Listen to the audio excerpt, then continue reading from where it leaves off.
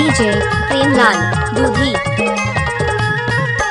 पक्की सड़क मारेंगे झमक के देखे पलट के जाने वाले टोरी बोले डीजे प्रेमलाल दूधी टोला।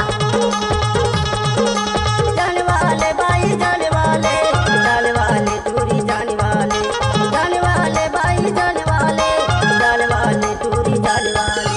पक्की सड़क मारेंगे झमक के देखे पलट के जाने वाले डीजे प्रेमलाल दूधी। जाने वाले हाय पक्की सड़क मारेंगे झमक के देखे पलट के जाने वाले टूरा बोले नमस्ते जाने वाले हाय रे जाने वाले टूरा जाने वाले टूरा जाने वाले पक्की सड़क मारेंगे झमक के देखे पलट के जाने वाले डीजे प्रेमलाल दूधी।